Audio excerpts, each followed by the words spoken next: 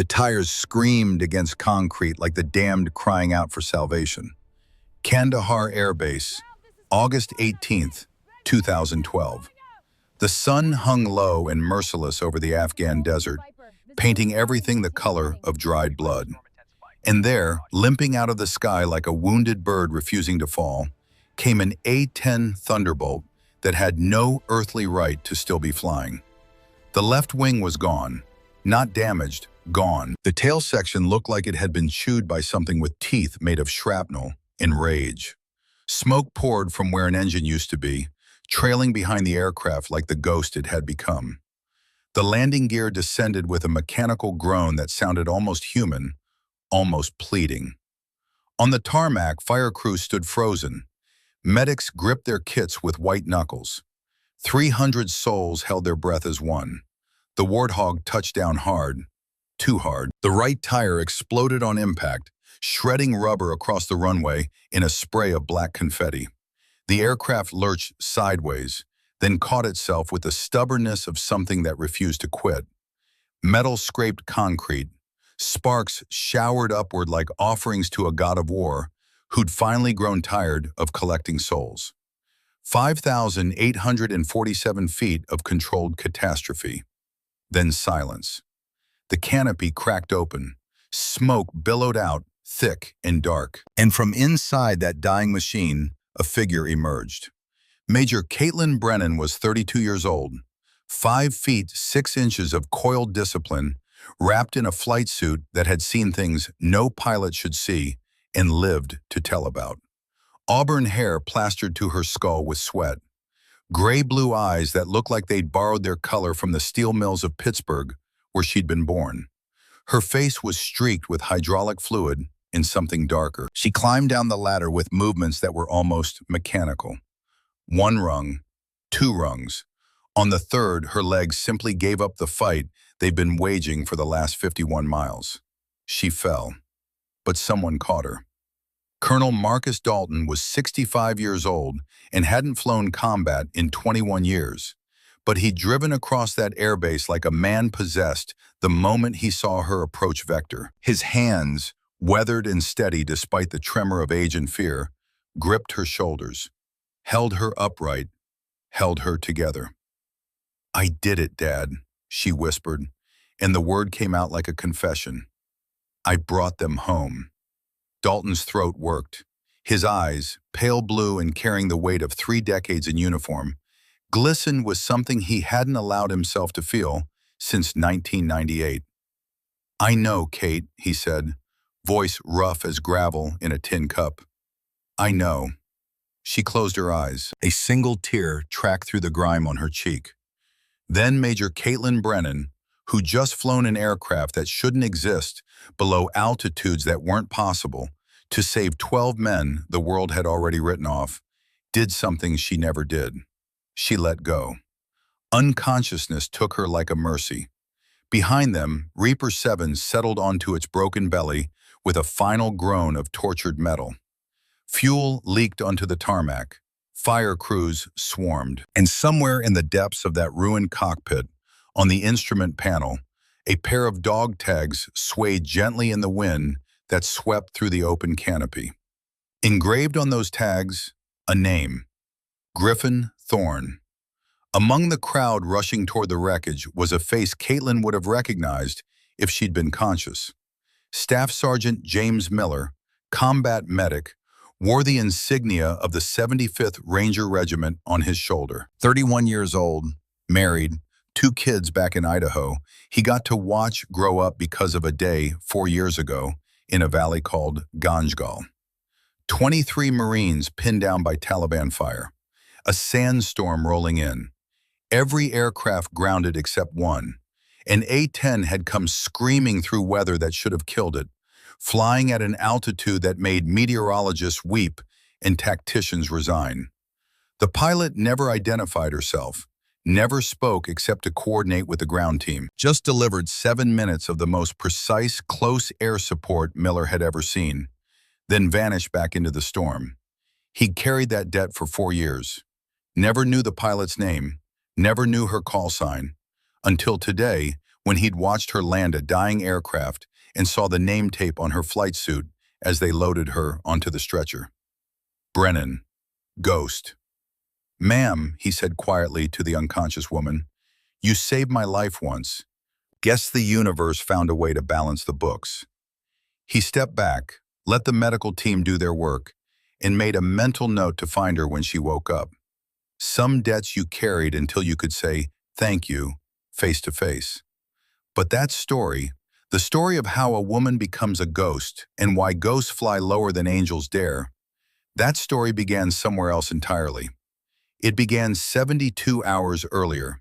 It began 35 years before that. It began, like all stories worth telling, with a teacher and a student, and the kind of lesson that only war can write.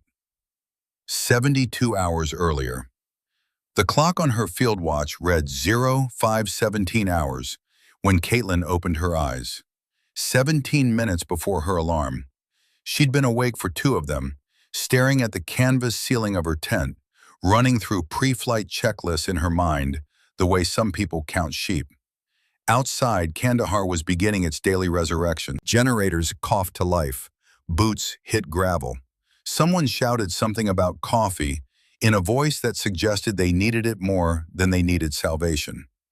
Caitlin sat up, reached for her flight suit, folded with the creases aligned to regulations on the footlocker that served as her only furniture beyond the cot.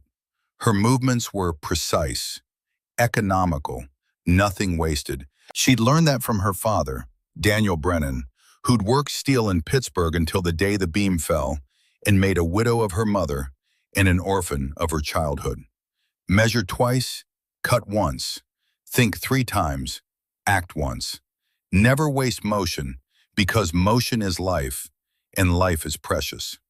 She laced her boots with the same mechanical efficiency.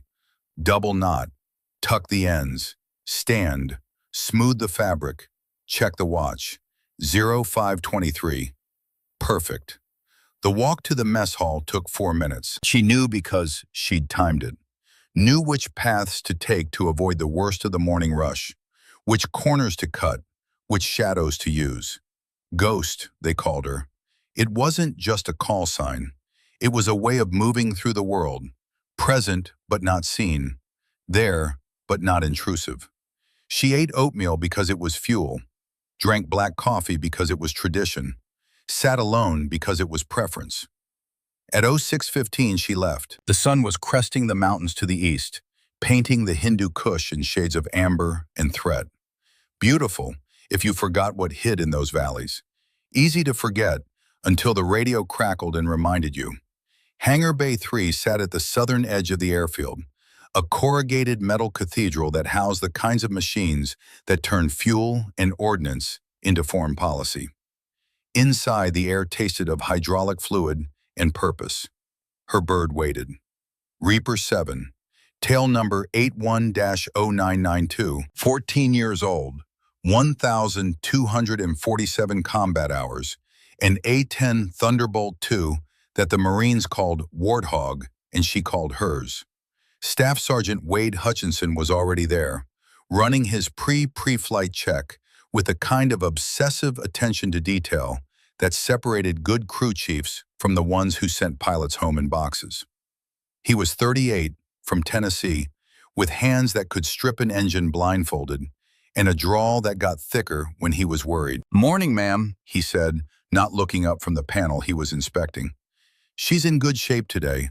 Replaced the hydraulic line in the port stabilizer. Topped off the GAU-8. You're sitting at 1174 rounds." 1174, Caitlin repeated, committing it to memory. "What about the left engine temp sensor's been reading hot. I checked it 3 times. It's the sensor, not the engine. Already logged it for replacement, but she'll fly fine." "Good." Hutchinson finally looked up. His eyes, brown and perpetually tired, studied her face for a moment. Whatever he saw there made him reach into his pocket. "Brought you something," he said, pulling out a thermos. "Black, no sugar, like drinking punishment." The corner of Caitlin's mouth twitched. Not quite a smile, but close. "You making coffee for me now, Wade?" Hell no, ma'am. This is tactical refreshment. There's a difference. He handed it over. Drink it before it gets cold, or before you do something that requires staying awake longer than God intended. She took the thermos, unscrewed the cap. The steam that rose carried the bitter promise of wakefulness. Thanks. Don't thank me yet. You haven't tasted it. She did. It was terrible. It was perfect. They completed the walk-around in comfortable silence, the kind that only comes from two people who've done the same dance 100 times and know each other's steps by heart. Check the weapons pods. Inspect the landing gear. Verify the control surfaces. Run your hand along the fuselage and feel for anything that doesn't belong, any rivet that's working loose, any panel that's ready to betray you at altitude. The A-10 was ugly. Everyone said so. It looked like something designed by a committee that hated beauty and loved violence. The engines mounted high on the tail, the cockpit wrapped in a bathtub of titanium armor thick enough to stop 23mm rounds. The nose dominated by a cannon so large and so violent that the aircraft had to be built around it. But to Caitlin, it was beautiful in the way a hammer is beautiful to a carpenter or a scalpel to a surgeon. Form following function until the two became indistinguishable. At 700, the day's mission brief arrived on her tablet. Routine patrol. Grid coordinates in Helmand Province. Show of force. Return by 1400 hours. Routine. She'd learned to distrust that word the same way a sailor learns to distrust a calm sea. But orders were orders, and she was nothing if not a woman who followed orders. It was the one thing that separated her from Griffin, from the memory of Griffin, from the ghost of a man who'd believed the rules were suggestions and paid the price for that belief. At 07:45, she climbed into the cockpit, settled into the seat that had molded itself to her body over 3 years of flights. Strapped in, helmet on, gloves secure, she reached for the instrument panel and her fingers brushed against metal that didn't belong to the aircraft. Dog tags. Griffin's dog tags. She kept them there, hung on the angle of attack indicator, where she'd see them on every flight. A reminder, a warning, a talisman against the kind of courage that crosses the line into stupidity. Lieutenant Griffin Thorne, United States Navy, O positive, Protestant, dead at 27 because he thought faster was better and sooner was safer. She touched them once, let the cool metal ground her. Then her hands moved through the startup sequence with the precision of ritual. Master arm safe, battery on, fuel pumps engaged, engine start sequence initiated. The APU spooled up with a whine that built into a roar. The left engine caught, coughed, settled into a steady rumble. The right followed. The cockpit filled with a symphony of systems coming online, each one adding its voice to the chorus. Ready. The tower cleared her for taxi. She released the brakes, and Reaper 7 rolled forward, obedient as an old warhorse that knows the way to battle by heart. She lifted off at 07:58, climbing into morning sky that was too beautiful for what was about to happen. The routine patrol took her northwest, over terrain she'd memorized from satellite imagery and personal experience. Brown desert, gray mountains, the occasional green where irrigation brought life to places that had no business sustaining it. What she didn't know, couldn't know, was that 73 miles to the north, in a canyon the locals called Devil's Throat, and the maps called grid coordinates that looked like any other grid coordinates, 12 men were about to run out of time and options and ammunition. But somewhere deep in her gut, in the place where instinct lives and training sleeps, she knew something was coming. She could feel it in the way the morning tasted, like copper, like cordite, like fate. 35 years earlier. The story, the real story, began in January 1991. Iraq, Kuwait, the Persian Gulf. Names that would become synonymous with a war that lasted 42 days and changed the face of combat aviation forever. Captain Marcus Dalton was 44 years old, in flying his 89th combat mission when everything went wrong. The sky over Basra was black with oil smoke from the retreating Iraqi army, fires that turned day into twilight and made navigation a matter of faith as much as instrumentation. Dalton's F-15E Strike Eagle cut through the smoke at 500 knots. His wingman, Captain Garrett Sullivan, flying formation 300 yards to starboard. The mission was simple: destroy a mobile SAM site that had been harassing coalition aircraft. Get in, get out, get home for the debrief, and the coffee that tasted like it had been filtered through a boot. Simple. The radar warning receiver screamed, "SAM launch, multiple targets." "Break right!"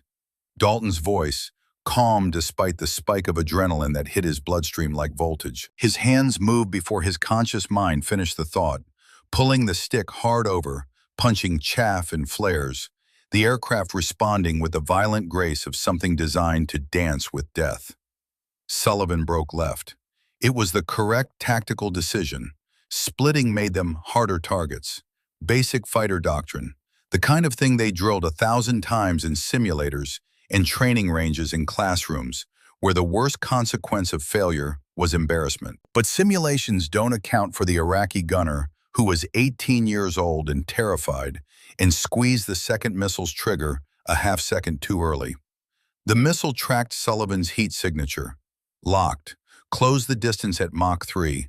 Dalton saw it happening, saw the smoke trail, saw the geometry of interception writing itself across the sky in vapor and inevitability.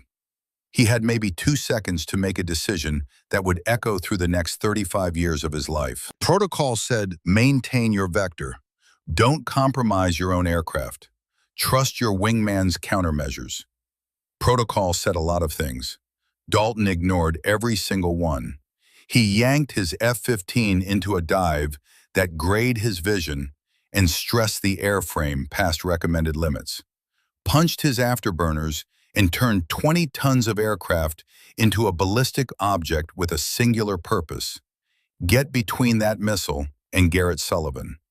He almost made it. The missile's infrared seeker locked onto Dalton's afterburner plume. The missile retargeted, confused by the sudden appearance of a heat source 10 times hotter than the one it had been tracking. It tried to adjust, to compensate, but missiles are fast, and Dalton was faster, and physics doesn't care about intentions. The missile detonated 63 feet from Dalton's tailpipe. Shrapnel tore through the vertical stabilizer. Hydraulic lines ruptured. The right engine flamed out. Warning lights lit up the cockpit like a Christmas tree designed by someone who hated Christmas. But Sullivan's aircraft flew clean, untouched, alive. Dalton nursed his crippled jet back to base on one engine and a prayer, landed with no flaps and minimal control authority, burning through 8,000 feet of runway before the drag chute finally arrested his momentum. They gave him a medal for it: Distinguished Flying Cross, Valor in Combat. The kind of thing that looks good in a display case and feels hollow when you hold it. Because 3 weeks later, Garrett Sullivan's aircraft took ground fire over Baghdad. A lucky shot from a ZSU-23-4, the kind of anti-aircraft weapon the Iraqis had scattered across the country like lethal confetti. The 23-millimeter round punched through the cockpit canopy and turned Sullivan's ejection seat into a malfunction. He went down behind enemy lines. They found him 4 days later in an Iraqi prison, or what was left of him. What hadn't been beaten, what hadn't been broken. The autopsy said heart failure. The photograph said otherwise. And Marcus Dalton, who'd risked everything to save his wingman once, learned the cruelest lesson war has to teach. Sometimes you can do everything right and still lose. Sometimes saving someone's life just means they get to die slower, harder, and farther from home. The Air Force pulled him from combat operations, reassigned him to training command. It was a kindness and a punishment wrapped in the same set of orders. They told him he'd done enough, that he'd earned a rest. What they meant was they didn't trust him anymore, didn't trust that he wouldn't throw himself into the fire again, trying to save someone who couldn't be saved. They were probably right. He took the reassignment without protest, moved to Laughlin Air Force Base in Texas, started teaching young pilots how to fly, how to fight, how to survive. He was good at it. Patient, thorough, the kind of instructor who could break down the most complex maneuver into steps so simple a child could follow them. But he never talked about Garrett Sullivan, never mentioned the medal, never explained why sometimes, in the middle of a lecture about tactical formations or emergency procedures, he'd pause mid-sentence and stare at nothing for 5 seconds that stretched like hours. The students learned not to ask. Then, in 1998, the universe decided Marcus Dalton hadn't suffered enough. His daughter Charlotte was 19 years old, home from her first year at college, when the drunk driver crossed the center line on Highway 90 and turned her future into a statistic. Dead on impact. No time for goodbyes. No time for anything except the sound of metal crumpling and glass breaking, and a father's world ending in the space between one heartbeat and the next. His wife Helen left 6 months later, not out of malice, just out of the simple, terrible truth that sometimes grief is too heavy to carry together, and all you can do is set it down and walk away before it crushes you both. Dalton didn't blame her. He barely noticed. He threw himself into work with the single-minded focus of a man who'd learned that consciousness was the enemy, and exhaustion was the only peace he'd ever know again. He took extra shifts, volunteered for the worst assignments, became the instructor everyone respected and no one really knew. 6 years passed like that, and then one morning in April 2004, a young woman walked into his classroom, and for the first time since Charlotte died, Marcus Dalton felt something other than the crushing weight of absence. Her name tag read, Brennan. She sat in the back row, pulled out a notepad, and waited. Her hair was pulled back in a regulation bun. Eyes that didn't flinch when they met his. A face that was pretty enough, but carried itself like beauty was irrelevant, and competence was all that mattered. Dalton looked at her and saw Charlotte. Not the face, they looked nothing alike, but something in the eyes, the set of the shoulders, the way she held herself like she was made of coiled springs and discipline. He looked at her and saw a chance. Not for redemption, he was too old and too tired to believe in redemption, but maybe for something else. Maybe for passing on everything he'd learned, all the lessons written in blood and regret, to someone who might actually survive them. Maybe for teaching someone to fly the way Garrett Sullivan should have flown, the way Charlotte might have lived. He cleared his throat, opened his lecture notes, and began the first class of what would become a relationship that was part instructor-student, part father-daughter, and part something neither of them had words for. "My name is Colonel Marcus Dalton," he said. "I flew 92 combat missions over Iraq and Kuwait. I've seen what happens when you fly angry, when you fly scared, and when you fly stupid. I'm here to make sure you don't do any of those things. I'm here to make sure you come home." His eyes found Brennan in the back row. "I'm here to make sure you all come home." She didn't smile, didn't nod, just maintained eye contact for 1 second longer than necessary, then looked down at her notepad and began writing. Years later, he'd ask her what she wrote in that moment. Her answer, "I wrote down, 'Find out how,' because you look like someone who knew." The training began the next day. Dalton pushed her harder than anyone else in the class, not out of cruelty, but out of the bone-deep certainty that she could take it, could absorb every lesson, every technique, every hard-won piece of wisdom he'd accumulated over 30 years of flying. She learned to read weather patterns by the color of clouds, learned to navigate by stars when GPS failed, learned to fly by feel, by instinct, by the tiny vibrations in the stick that told you when an aircraft was about to stall, or when it had more to give than the instruments suggested. And she learned Dalton's cardinal rule, the one written in Garrett Sullivan's blood: never sacrifice the living for the dead. Think before you act. Calculate before you commit. Discipline over daring. Always. In 2007, During a training exercise at Nevada Test Range, Caitlin earned her call sign. The scenario was simple. Navigate through a mountain valley in zero visibility conditions. Locate a simulated target, return to base. Standard weather navigation test. Except the weather turned from simulated to real when an unexpected cold front collided with desert thermals and turned the sky into a washing machine made of wind and snow. 3 other pilots aborted, returned to base, made the smart, safe, by-the-book decision. Caitlin didn't abort. She dropped to 120 feet, below the worst of the turbulence, and threaded her way through the valley using terrain-following radar and her own sense of where the mountains should be. For 8 minutes, Tower lost her signal. For 8 minutes, Dalton stood in the operations center with his heart trying to punch through his rib cage, certain he was about to watch another person he cared about die. Then she emerged from the weather. Perfect approach, textbook landing. Dalton met her on the tarmac, ready to deliver the most epic chewing out of his career. But before he could speak, her flight lead keyed the radio. Tower, Ghost just flew through conditions that would have killed anyone else. I nominate that as her permanent call sign. Dalton looked at Caitlin, at the woman who just scared 10 years off his life, at the pilot who'd done something impossible and made it look routine. Ghost, he said quietly, because you fly where no one can see you and survive what shouldn't be survivable. She nodded once, accepted it like a burden, like a responsibility, like a name that came with expectations she'd spend the rest of her life trying to meet. That same year, she met Lieutenant Griffin Thorne at Naval Air Station, Oceana. Griffin was everything Caitlin wasn't.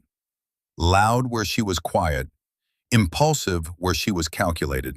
He flew F/A-18 Super Hornets with the kind of aggressive confidence that made instructors nervous, and wingmen either admire him or avoid him. 6'2", blonde, blue-eyed, from a Boston family with money older than the Navy itself. He graduated from Annapolis, made Top Gun, and collected admirers the way some people collected stamps. But he was drawn to Caitlin precisely because she wasn't impressed. Because she looked at his swagger and saw through it to something underneath, something lonely, something that needed proving. They dated for 16 months, long enough for Griffin to propose, long enough for Caitlin to say yes, long enough for Dalton to meet Griffin once and come away deeply, profoundly concerned. He flies with his heart, not his head, Dalton told Caitlin over coffee one evening at Laughlin, where she'd come to visit between deployments. He's brave, Caitlin said. Brave and reckless are cousins, Dalton replied, and only one of them comes home. Caitlin looked at her ring. Simple band, nothing flashy. Griffin had wanted to buy her something from Tiffany's. She'd insisted on this instead. I'll keep him grounded, she said. Kate, Dalton said quietly, you can't save someone who doesn't think they need saving. 3 months later, March 15, 2010, proved Dalton right in the worst possible way. Griffin's F-18 squadron was tasked with close air support for an Army Ranger QRF in Helmand Province. 11 soldiers pinned down in a valley, Taliban on the high ground. Standard danger close scenario. Command ordered, hold position, wait for intelligence confirmation. Civilian compound 400 meters south of target. Griffin's last transmission to Caitlin, who was stationed at Kandahar. Kate, they're getting slaughtered. I have clear shot. Griff, stick to ROE. Intel team is verifying targets. Intel takes 15 minutes. They'll be dead in 5. I'm engaging. Griffin, no, wait for... I love you. Watch me save them. Griffin's F-18 dove through 4,500 feet in 8 seconds. Perfect sight picture on the Taliban position. 3 buildings. Muzzle flashes from the rooftops. Rangers pinned in a dry wadi 200 meters south. He fired. The Paveway 2 laser-guided bomb tracked perfectly, hit the center building, penetrated, detonated. What Griffin couldn't see, What the intelligence officer would have told him if he'd waited the 3 minutes for clearance was that the building next door wasn't a residence. It was a fuel depot, diesel for generators, 10,000 gallons. The secondary explosion lit up the valley like a second sun. The shock wave rolled outward at supersonic speed. Griffin's F-18, pulling up from the attack run at 400 knots, flew directly into the expanding fireball. The aircraft didn't explode, it simply came apart. Wings folded, fuselage cracked. Griffin ejected, but the ejection seat's parachute deployment sequence was designed for altitudes above 1,000 feet and airspeeds below 300 knots. He had neither. The chute deployed, tangled. Griffin hit the ground at 70 miles per hour. The Rangers, blinded by the explosion and deafened by the blast, didn't see the Taliban counter-assault coming from the north. Without air cover, without the support Griffin had died trying to provide, they lasted 4 minutes. 11 men, gone. And Griffin, who thought he was saving them, became the reason they died. 8 civilians died in the fuel depot explosion, a family of 5. 3 children playing in the courtyard next door. The investigation was classified. The official report listed mechanical failure. Griffin was buried at Arlington with full honors and a flag Caitlin couldn't bring herself to touch. Dalton flew to Virginia for the funeral, found Caitlin standing alone at the grave after everyone else had left, staring at the fresh earth like it might offer answers. "He died trying to do the right thing," she said without looking up. "He died doing the right thing the wrong way," Dalton replied gently. "There's a difference. If he'd waited, those Rangers might have lived, or they might have died anyway. We'll never know." Dalton put his hand on her shoulder. "But I know this. He flew angry, flew with his heart instead of his head, and that's what killed him. That's what killed 12 people." Caitlin was silent for a long moment. Then she said, voice like stone, "I will never make that mistake. I will think before I act. I will follow protocol. I will save every life I can by being smarter, not braver." "Kate, I'm done talking about him." She walked away, left the grave, left the ring on Griffin's headstone because wearing it felt like carrying the weight of 12 deaths around her neck. Dalton watched her go and felt something cold settle in his chest. He'd wanted to teach her discipline, wanted her to fly smart, but standing there at Griffin Thorne's grave, he wondered if he'd created something too rigid, too controlled. A pilot so bound by rules and protocol that she'd forgotten how to fly by instinct, when instinct was what the situation demanded. 2 years would pass before he'd get his answer. 2 years before a canyon called Devil's Throat would test everything he'd taught her. 2 years before Caitlin would prove that sometimes the only way to save lives is to break every rule except the one that matters most. Come home. The operations center at Kandahar smelled like stale coffee and the particular brand of tension that comes from watching good men die in real time. 0742 hours. August 18th, 2012. Caitlin had been circling her patrol sector for 90 minutes when the emergency transmission cut through her radio like a knife through silence. Talon 6 to base. We are pinned. High ground occupied. Ammunition critical. The voice was calm. Too calm. The kind of calm that only comes when you've accepted what's about to happen and made peace with it. Caitlin banked Reaper 7 southeast toward Kandahar, already calculating fuel for return to base. Standard procedure. RTB, refuel, await orders. The patrol mission was complete anyway. She'd be back on the ground in 23 minutes. Then the second transmission came. Do not attempt rescue. I say again, do not attempt rescue. This canyon is a kill box. This is our last stand. Tell our families. Static swallowed the rest. Caitlin's hand froze on the throttle. 12 men. She didn't know their names, didn't know their faces, but she knew what it sounded like when warriors said goodbye. Ghost 1 to Talon Control, she transmitted. I'm 27 miles from your position. Request permission to divert for reconnaissance. Negative, Ghost 1. Return to base. SAR assets are being scrambled. SAR won't make it in time. Ghost 1, you are ordered to... She switched frequencies. Made the decision. Banked north. 23 minutes later, she was on the ground at Kandahar, sprinting across the tarmac toward the operations center while Hutchinson scrambled to refuel Reaper 7. She burst through the door into chaos. Lieutenant Colonel David Krause leaned forward over the console, his knuckles white against the metal edge. 42 years old, 2 deployments, a wife back in Georgia who sent care packages filled with beef jerky and paperback novels he never had time to read. He knew what he was hearing, a death rattle. Next to him, Major Sienna Caldwell, 33, SEAL liaison, was pulling up satellite imagery, her face professionally blank in the way that suggested she was screaming on the inside. That's objective crimson, Caldwell said, her finger tracing the canyon on the screen. We've designated it no-fly for 6 weeks.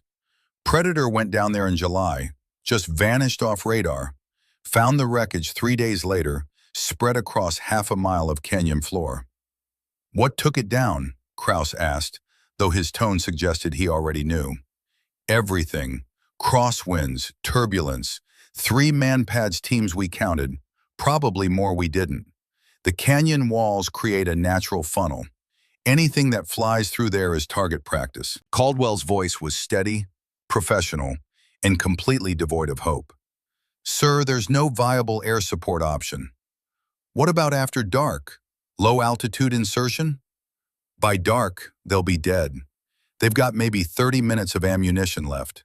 Taliban knows it. They're just waiting them out. In the back corner of the room, standing perfectly still in the shadow of a tactical display that showed terrain she'd already memorized during her flight north, Major Caitlin Brennan felt something cold settle in her chest. 12 men. 12 American warriors. She took one step forward, then another. Her boots made no sound on the concrete floor. Ghost, walking among the living while thinking about the dead. Krause closed his eyes, opened them, looked at the screen like staring hard enough might change the topology, might widen the canyon, might erase the enemy positions marked in hostile red across the ridgelines. It didn't. Get me options, he said quietly. I don't care how bad they are, get me something.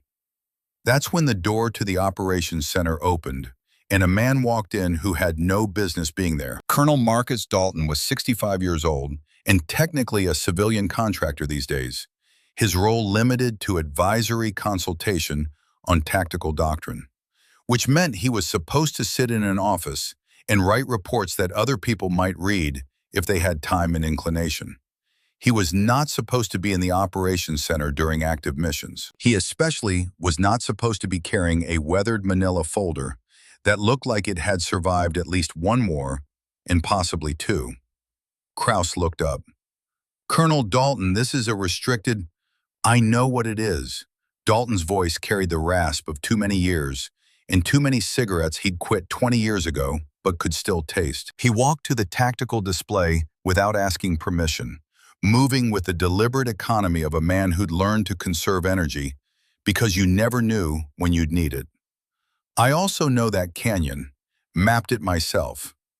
Silence. Caldwell exchanged a glance with Krause, the kind of glance that asked questions neither of them wanted to answer. When? Krause said finally. 2 years ago, after Lieutenant Thorne went down. Dalton opened the folder.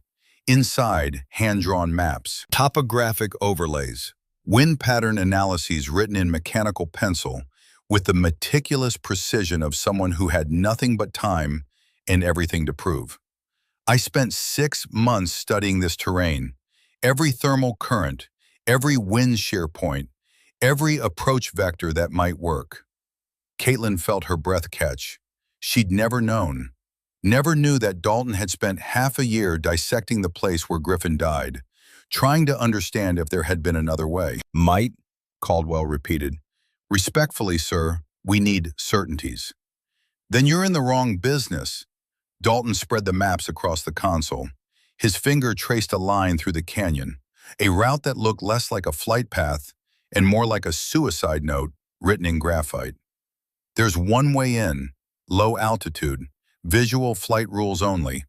You stay below the ridgeline, use the terrain to mask your approach, and you pray the thermals don't flip you into the cliff face. How low? Krause asked. Below 200 feet, probably below 150 for most of it. The operations center got very quiet. Tech Sergeant Brandon McCoy, 36 years old and operating the drone feeds, spoke up from his station. Sir, that's below minimum safe altitude for...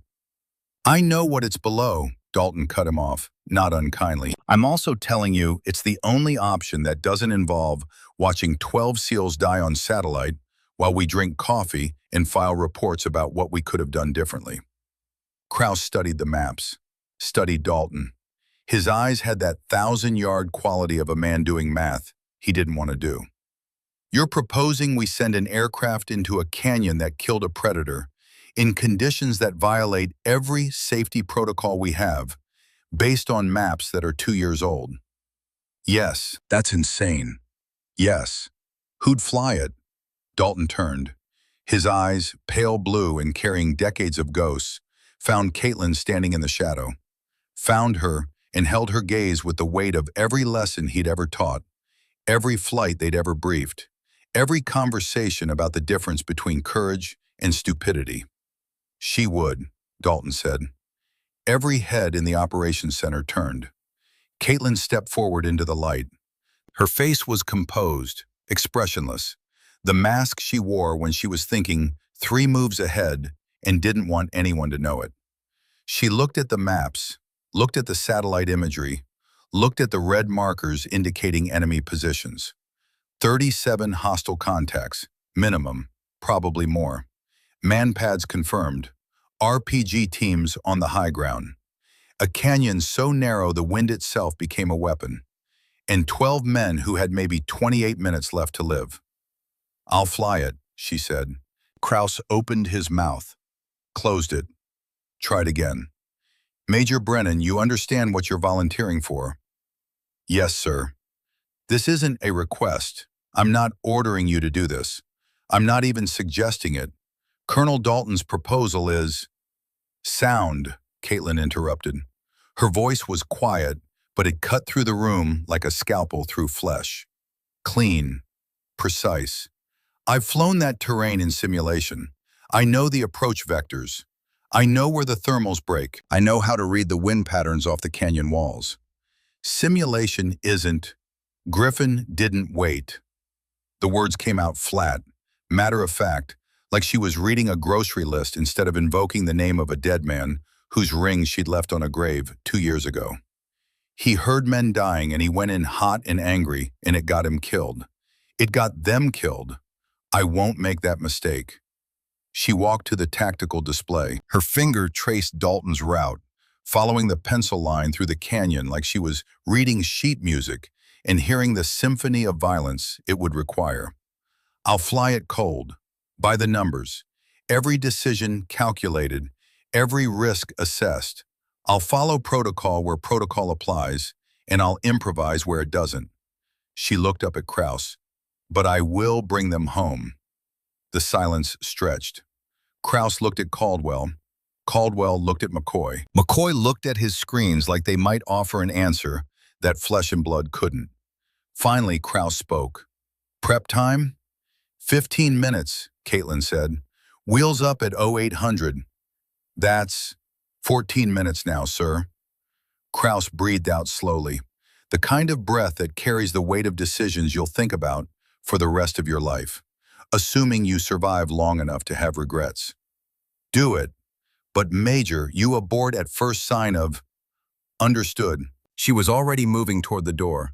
Dalton caught up to her in the corridor outside, his longer stride eating the distance despite the years that had begun to settle into his joints.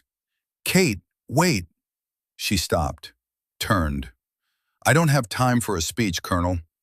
Good, because I'm not giving one. He reached into his pocket and pulled out 3 items, held them out in his palm like offerings. Take these.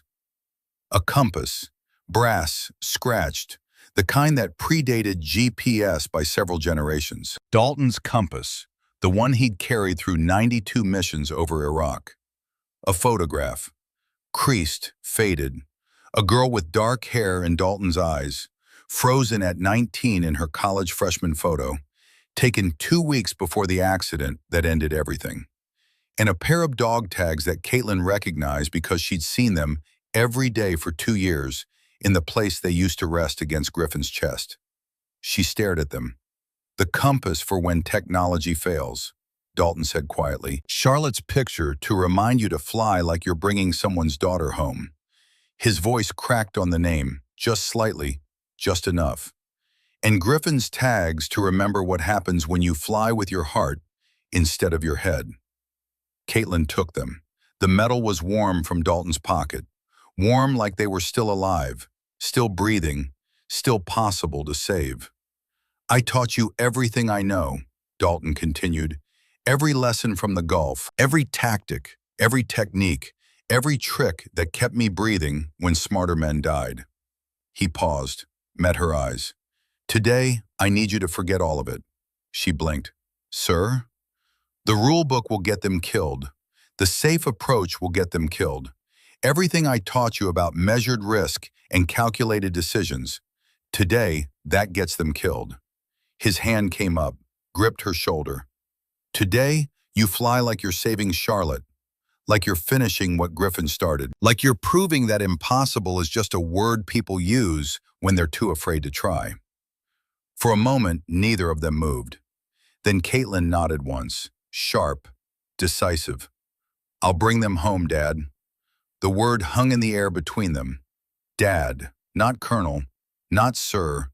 The word she'd never said out loud, the relationship they'd never named, suddenly made real in the space between mission brief and takeoff. Dalton's eyes glistened. He pulled her into a brief, fierce embrace, let go before either of them could make it awkward. I know you will, he said. Now go. Before I remember, I'm supposed to talk you out of this. She ran. Hangar Bay 3 was organized chaos. Wade Hutchinson had gotten the word and was already swarming over Reaper 7 with his team, double-checking everything, triple-checking the critical systems, moving with the focused intensity of men who knew their pilot was about to do something that would either make history or end it. Caitlin burst through the door at 07:53, 7 minutes to wheels up. Hutchinson looked up from the weapons pod. Ma'am, heard you're flying into hell. Something like that. Well then, he gestured to the GAU-8 cannon nestled in the aircraft's belly, like the tongue of some mechanized god of war. She's loaded with 1174 rounds of PGU-14 armor-piercing incendiary, enough to convince the devil himself to reconsider his life choices. Despite everything, Caitlin felt the corner of her mouth twitch. What about fuel? Topped off, full external tanks. You've got enough gas to loiter for 90 minutes if you fly nice and slow. He paused. You're not going to fly nice and slow, are you? No. Didn't think so. Figured you for more of a fast and terrifying type. He wiped his hands on a rag, then pulled something from his pocket. A thermos. Black coffee, made it strong enough to wake the dead. Figured you might need it. She took it. Their ritual. Thanks, Wade. Don't thank me till you're back on the ground. His expression sobered.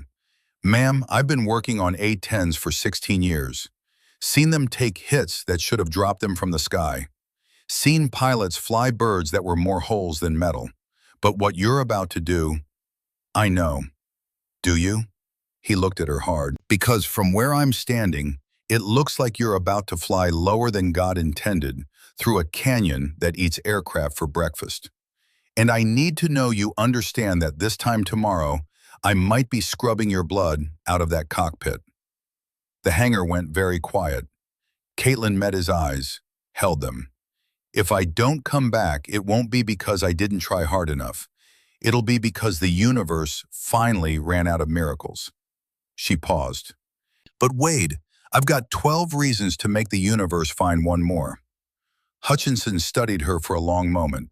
Then he nodded. stepped back, saluted, which he almost never did, which made it mean something. "Give 'em hell, Ghost." She returned the salute, turned to Reaper 7. The A-10 sat there like a monument to function over form, ugly and beautiful in the way that only things built for a singular purpose can be. The titanium bathtub cockpit, the high-mounted engines designed to run even after taking ground fire, the massive GAU-8 that was less a gun mounted on a plane and more a plane built around a gun. Her bird, her weapon, her responsibility. She climbed the ladder, settled into the seat that knew her body better than most people ever would, began the startup sequence with hands that moved through muscle memory, each switch and button a word in a language she spoke fluently. Battery on, fuel pumps engaged, APU spooling up. On the instrument panel, Griffin's dog tags swayed slightly in the air circulation. She'd hung Dalton's compass next to them. Charlotte's photograph she'd tucked into the top of her flight suit over her heart. The engines caught, left first, then right. The familiar rumble that meant power, meant readiness, meant it was time to stop thinking and start doing. Tower clearance came through. Ghost 1, you are cleared for immediate departure, Vector 27. Weather is clear, winds 1 to 5 knots from the west. Godspeed. Ghost 1 copies, wheels up in 2. She released the brakes. Reaper 7 rolled forward, obedient as always, hungry for the sky like it knew what was coming.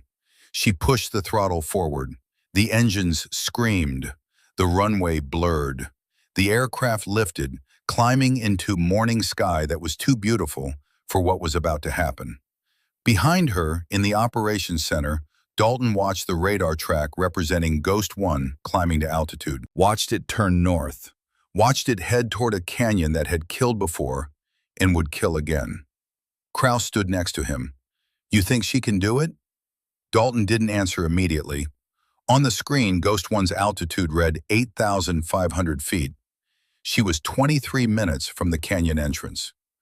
"I think," Dalton said slowly, "that I taught her everything I know, and I think that might finally be enough to save someone." His hand came up, touched the screen where her aircraft appeared as a single green blip against the darkness of terrain below. "Come home, Kate," he whispered. "Please, come home."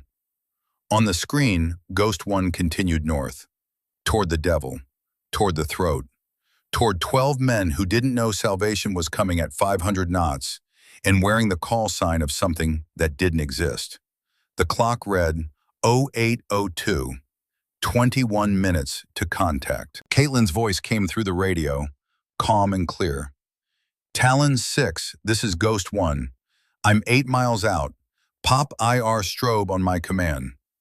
In the canyon, Lieutenant Commander Jackson Whitmore, 35 years old, Alabama native, SEAL Team 6, husband and father of 2, looked at his radio man with something that might have been hope if hope hadn't been trained out of him somewhere around year 3 of special operations. "Did she just say she's inbound?" "Yes, sir." Whitmore looked up at the canyon walls towering 800 feet above their position.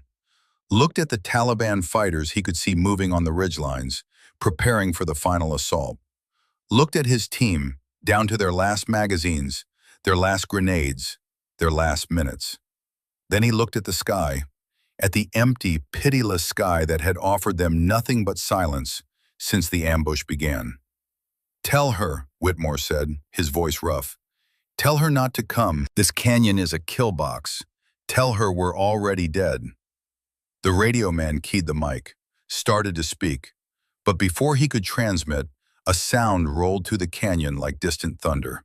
Engines, getting closer. Whitmore's sniper, Petty Officer Caleb Morrison, 29, Iowa farm boy, could shoot the wings off a fly at 800 meters, lowered his rifle, and looked at the sky with an expression of pure disbelief. "Sir," he said quietly, "is that—" "Yes," Whitmore said. The sound grew louder, closer, lower, too low, impossibly low. And then she appeared. The A-10 Thunderbolt came screaming out of the morning sun at an altitude that made no sense. that violated every principle of aviation safety and common sense, flying below the ridgeline, below the enemy positions, so low that the jet wash kicked up dust from the canyon floor. 147 feet above the ground, 340 knots, descending. Corporal Bryn Ashford, 26, Oregon, the team's combat medic, stopped trying to bandage the shrapnel wound on Petty Officer Webb's shoulder and just stared. "Holy Mother of God," she whispered. The A-10 banked hard left, compensating for a crosswind that tried to push it into the cliff face. Compensated perfectly, precisely, like the pilot could see the air itself and knew exactly how to cut through it. Then the cannon opened up. The GAU-8 Avenger is not a subtle weapon. It fires 30-millimeter depleted uranium rounds at a rate of 65 per second. The sound it makes is distinctive, unique, utterly unmistakable. Brrrt, like God's own zipper being pulled across the fabric of reality. The North Ridge, where 14 Taliban fighters had been preparing to advance, simply ceased to exist as anything recognizable. Rock exploded. Bodies disappeared into pink mist. The RPG teams that had been moving into position became memories and meat. 3 seconds. 195 rounds. An entire enemy position erased. The A-10 pulled up, banked right, disappeared behind the Western Canyon wall. Whitmore and his team sat in shocked silence. "Ghost 1, Whitmore managed finally, his voice shaking. "North Ridge is clear. What the hell did you just do?" Caitlin's voice came back, steady as bedrock. "My job, Talon 6. Stay down, I'm not finished." In the cockpit, Caitlin was already running calculations. Fuel consumption higher than expected due to the low-altitude maneuvering. Thermals stronger than Dalton's maps predicted. Crosswinds variable, gusting, angry. And the enemy wasn't blind anymore. They knew she was here, which meant they'd be ready. She checked her weapons status. 979 rounds remaining. The tactical display showed 2 more major concentrations of hostiles. East Ridge, 11 fighters including Manpad's teams. South Ridge, 8 fighters with heavy weapons. She had a decision to make. The easy tactical choice was to stay high, use standoff weapons, minimize risk to the aircraft. Safe, slow, by the numbers. But safe and slow meant the SEALs stayed pinned. The hard choice was to go lower, faster, closer. She thought about Griffin, who'd made the hard choice for the wrong reasons, and died for it. She thought about Dalton, who'd made the hard choice for the right reasons, and lived with it. She thought about Charlotte, who never got to make any choice at all. Then Caitlin stopped thinking and started flying. She dove. The altimeter unwound like a stopwatch counting down to impact. 140, 120, 100, 90. Warnings screamed. The terrain proximity alert was having a nervous breakdown. She silenced it with a switch flip and kept descending. 80 feet. The canyon walls became blurs of gray and brown. Trees resolved into individual branches. She could see rocks, could see the dried riverbed, could see exactly how small the margin for error had become. 73 feet above the ground, flying at 360 knots, in a canyon 380 feet wide. Behind her, in the operations center, every alarm Dalton's experience had ever learned to fear was going off in his head. He watched the altimeter reading and felt his heart trying to climb out of his chest. "Kate," he said into the radio, knowing she probably couldn't hear him over the mission frequency. "Kate, that's too low. Pull up, please pull up." She didn't pull up. She dropped lower, 67 feet, and then she saw it. The East Ridge, the Manpad's teams, 2 of them, shoulder-mounted surface-to-air missiles, designed specifically to kill aircraft exactly like hers. On the eastern ridge, hidden in a cave entrance carved by centuries of wind, Hamza Kadir lowered his binoculars with hands that had forgotten how to shake. He was 51 years old, had fought the Soviets in the 80s when he was young enough to believe in causes, had killed his first American in 2003. his 37th last month. He'd learned to read the patterns of their aircraft, the altitudes they preferred, the tactics that kept them safe and predictable. This pilot was neither safe nor predictable. She flew like the Russian Hind pilots had flown in the Panjshir Valley. Low, aggressive, with the kind of precision that came from skill married to desperation. "Commander," his lieutenant said beside him, voice tight with fear, "the Americans have never—" "I know," Kadir cut him off. His son had died in a drone strike in 2009. Clinical, distant, missiles from the sky that gave no warning and showed no mercy. This was different. This was personal. This pilot was looking him in the eye and daring him to blink. He watched the A-10 drop lower, impossibly lower, and felt something he hadn't felt since the Soviets left: respect for an enemy. "Fire the Strelas," he said quietly. "If she's brave enough to fly that low, let's see if she's skilled enough to survive it." The MANPADS teams tracked Caitlin. She could see the gunners adjusting their aim, leading her flight path, waiting for the lock tone. She had maybe 4 seconds before they fired. Griffin had hesitated, had second-guessed, had died thinking about what might happen instead of forcing what needed to happen. Caitlin didn't hesitate. She dropped to 62 feet and accelerated to 420 knots. The MANPADS fired, 2 smoke trails corkscrewing up from the ridge, heat seekers trying to acquire lock on engines that were suddenly too close to the ground, too mixed with the thermal signature of rock and earth and wind.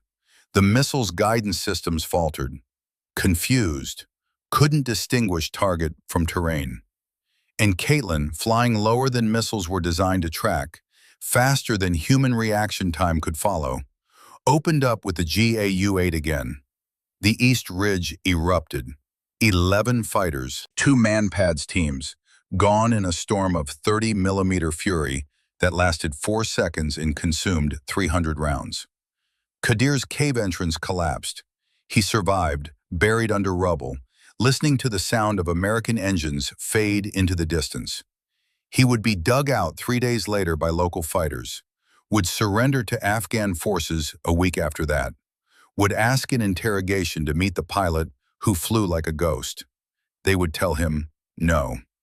Some ghosts are better left alone. The missiles, leaderless, lost lock completely. One spiraled into the canyon wall. The other flew straight up until its fuel ran out, and it fell back to Earth like a very expensive, very stupid rock. Caitlin pulled up hard, her vision graying at the edges from the G-forces, and cleared the canyon rim with maybe 15 feet to spare. On the ground, Whitmore's team was running, 700 meters to the extraction point, double time, carrying their wounded. Ashford had Webb in a fireman's carry. Morrison was providing cover. The rest of the team was moving like their lives depended on it, which they did. From a cave entrance on the western slope, a technical truck rolled into view. Toyota Hilux, mounted DSK heavy machine gun. The truck's gunner opened up, 12.7-millimeter rounds chewing up the ground around the running SEALs. Morrison went down. Not hit, just diving for cover. The formation broke, scattered. In her cockpit, Caitlin saw it happening, saw the truck, saw her people pinned again. She was out of position, too high, wrong angle. The smart play was to come around, set up properly, engage from a stable firing position. The smart play would take 45 seconds. So Caitlin did something that wasn't smart. She rolled inverted, pulled the nose down past vertical, and dove back into the canyon, straight down. At 900 feet above the canyon floor, she rolled upright. At 600 feet, she leveled out. At 300 feet, she fired. The Maverick missile leapt from the wing pylon, rocket motor igniting. The technical truck disappeared in a fireball that painted the canyon wall orange. Caitlin pulled up again, harder this time, the aircraft groaning, metal complaining, but holding together.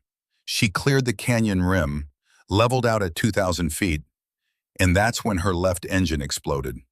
Not figuratively, literally. A catastrophic compressor failure, probably from debris ingestion, possibly from pushing the engine past every limitation it was ever designed to handle.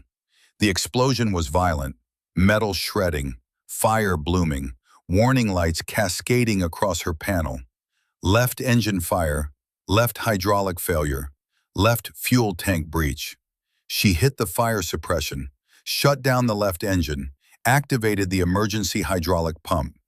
The aircraft yawed hard left. She compensated with right rudder, fighting the asymmetric thrust. Ghost 1, this is Talon Control, Krause's voice, tight with barely controlled panic. We're showing left engine failure. Say your status. Left engine shut down. Flying on right engine only. Hydraulics degraded. Still operational. Ghost 1, you need to. Negative, Talon. Mission incomplete. Still have targets. Because she did. The South Ridge. 8 fighters. Still in position. Still capable of interdicting the SEAL team's movement. Major Brennan, Dalton's voice cut in, and it wasn't Colonel talking to pilot anymore. It was father talking to daughter. Kate, you've done enough. Come home.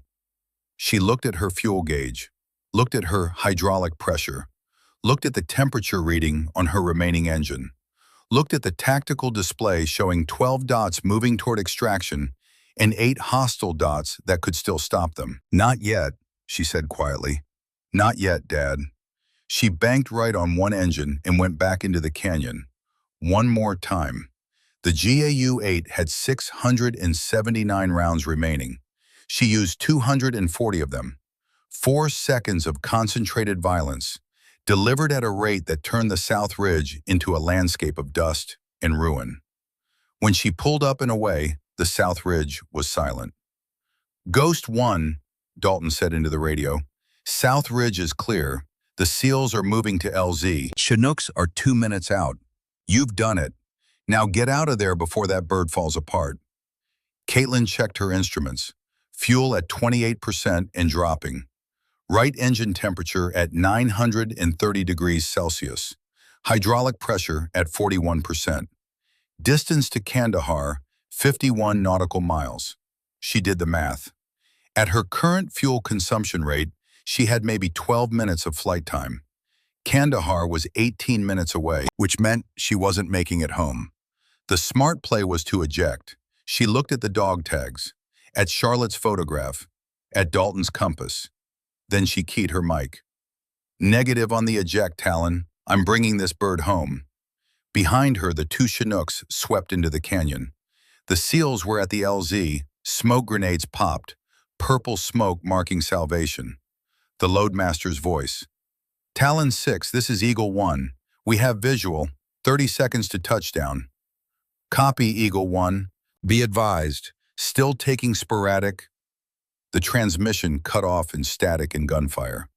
Caitlin's radar painted a contact that made her blood freeze. Heat signature. Moving fast. Missile launch. Someone had held a man-pads in reserve, waiting for the rescue birds.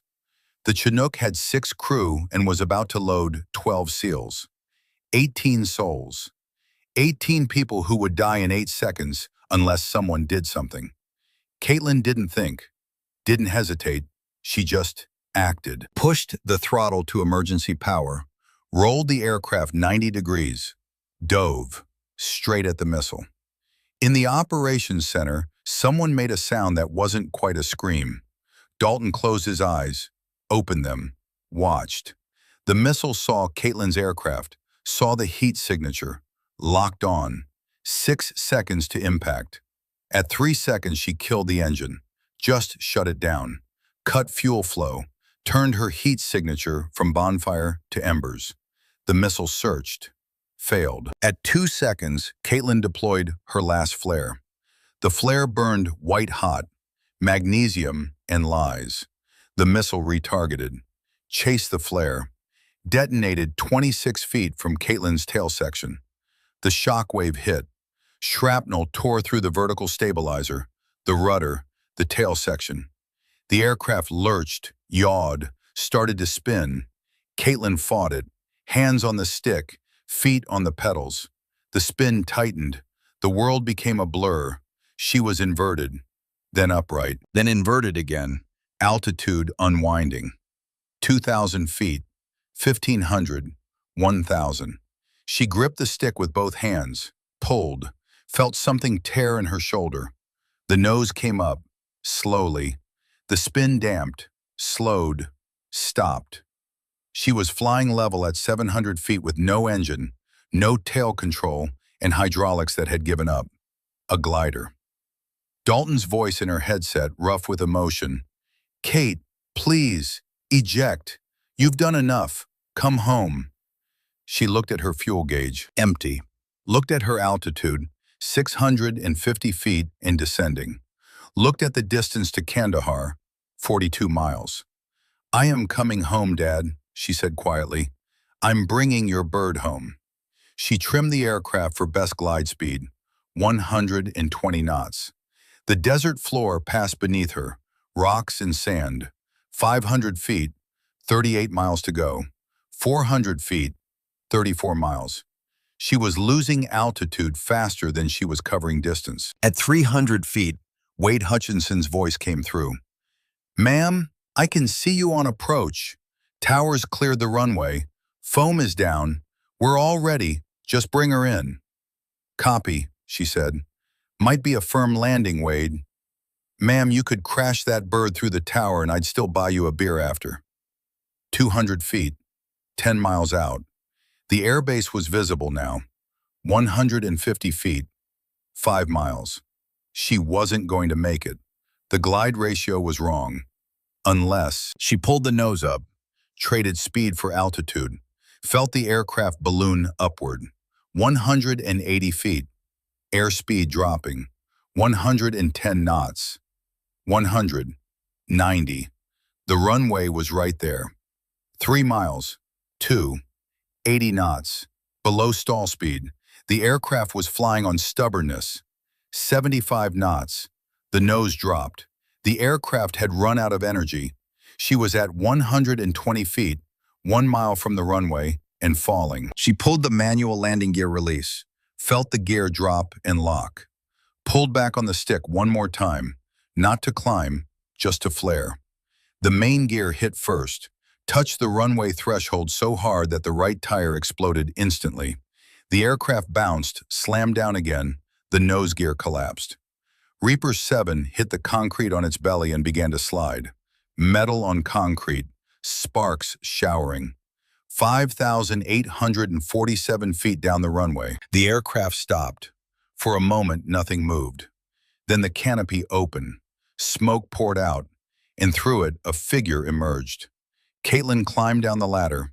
Her legs were shaking, her shoulder torn, her hands cramping. On the third rung, her legs quit. But Dalton was there, caught her, held her. She collapsed into his arms. "I did it," she whispered. "I brought them home. All of them." Dalton's voice broke. "I know, sweetheart, I know." Behind them, the Chinooks were landing. The SEALs were climbing out, dirty and bloody and alive. All 12 of them, whole. The medical team loaded Caitlin onto a stretcher, started an IV, put an oxygen mask over her face. As they carried her toward the medical tent, she looked back at Reaper 7, at the broken bird that had refused to fall. "Thank you," she whispered. The aircraft didn't answer. It was just metal and hydraulics and systems that had failed. But for 23 minutes over the Devil's Throat, it had been something more. It had been hope with wings. Hutchinson approached the wreckage, tablet in hand, cataloging the damage. Left wing, destroyed. Tail section, 60% gone. Fuselage, cracked in 3 places. Right engine, melted. The aircraft would never fly again, but it had done its job. It had brought its pilot home. 48 hours later, Caitlin sat in a hospital bed in Landstuhl, Germany, arm in a sling, shoulder repaired, body recovering faster than her mind. The concussion was mild. The muscle tear would heal. The bruises would fade. The video conference call from the Pentagon would not. General Patricia Vance appeared on the screen, her expression carefully neutral. Next to her, Major General Theodore Carver and a JAG officer. Major Brennan, Vance began, we've reviewed the mission footage. All of it. Caitlin waited. You violated 19 separate safety protocols, exceeded aircraft limitations 47 times, flew below minimum safe altitude in a combat zone, engaged without authorization, destroyed a multi-million-dollar aircraft. Yes, ma'am. And you saved 12 American lives in the process. Yes, ma'am. Vance leaned forward. Off the record, Major, why didn't you eject? You had multiple opportunities. Caitlin thought about Griffin, about the choice he'd made to act without thinking. She thought about Dalton, about the choice he'd made to save Garrett Sullivan. She thought about herself, about the choice she'd made to fly by the numbers, to think before acting. Because, ma'am, I promised Colonel Dalton I'd bring his bird home, and I keep my promises. Vance studied her for a long moment. Then, surprisingly, she smiled. The board has made a decision. You're being grounded, pending safety review. Caitlin's heart sank. However, Vance continued, the Air Force is also authorizing a new training program, Advanced Close Air Support Tactics Initiative.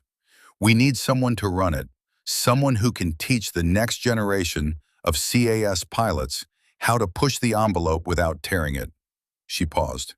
Colonel Dalton has agreed to come out of retirement as co-director, but the program needs a lead instructor, someone who's actually flown the missions, done the impossible. Vance's eyes locked on Caitlin. The job's yours if you want it. You'd be based at Nellis. Start in 6 months after you've recovered. Caitlin blinked. Ma'am, you can say no. Go back to flying combat. We'll find someone else for the program. But Major, you've just rewritten the tactical manual for low-altitude CAS. The question is whether you want to keep that knowledge to yourself or pass it on. The choice was simple. I accept, Caitlin said. 3 months later, Kandahar held a ceremony. Not official, not Pentagon approved, just the people who'd been there. Lieutenant Commander Jackson Whitmore stood in Hangar Bay 3, his team assembled behind him. Whitmore approached Caitlin, who stood in her dress uniform, arm still in a sling, and held out a small wooden box. Major Brennan, he said formally, on behalf of SEAL Team Talon 6, we'd like to present you with this. She opened the box. Inside, a Navy SEAL trident. Gold. Beautiful. You're not a SEAL, Whitmore continued, but you have our respect, our gratitude, our brotherhood, forever. He pinned it to her uniform, stepped back, saluted. Behind him, all 12 SEALs saluted. Caitlin returned it, her throat tight. Corporal Bryn Ashford stepped forward next, a young girl holding her hand. 6 years old, dark hair, shy smile. Ma'am, Ashford said quietly, this is my daughter Lily. She's here because of you, because you gave me the chance to be her mother. The little girl held out a piece of paper, a drawing in crayon, an A-10 warthog with angel wings flying through clouds. Caitlin took it, looked at it, felt something break in her chest and start to heal. Thank you, she whispered. That evening, Dalton found her on the tarmac, standing where Reaper 7 had been. The wreckage had been cleared away. All that remained was an oil stain on the concrete and the memory. You did good, Kate, Dalton said quietly. I got lucky. Luck is what happens when skill meets opportunity. He paused. You know why I pushed you so hard, all these years? Because I reminded you of Charlotte. No, he shook his head. Because you were better than Charlotte could have been. Better than Garrett. Better than me. You had the courage without the recklessness, the discipline without the rigidity. You were the pilot I tried to be and never quite managed. He put his hand on her shoulder. The good one. You proved something that day. That impossible just means nobody's figured out how yet. That the rules serve us, not the other way around. That sometimes the only way to save people is to risk everything. Caitlin looked at the empty space where her aircraft had been. Griffin tried to save people by risking everything, she said. It killed him. Because he flew with his heart instead of his head. You flew with both. Dalton smiled, sad and proud. That's the difference between a hero and a martyr, Kate. Heroes come home. They stood in silence, watching the sunset over the Hindu Kush. Come on, Dalton said finally. We've got a training program to build, students to teach, legacy to pass on.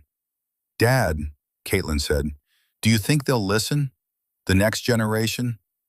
They'll listen, he said, because you'll tell them the truth.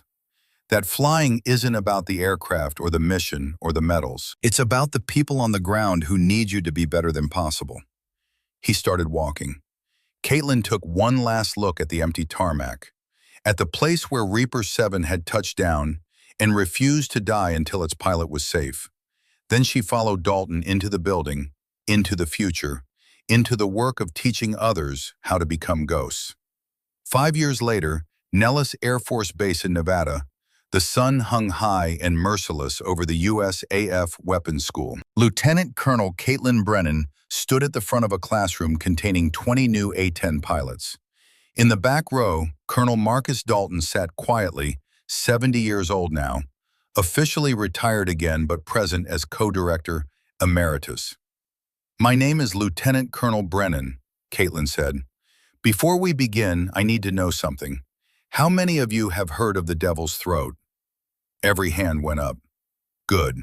How many of you think you could fly it? The hands stayed up.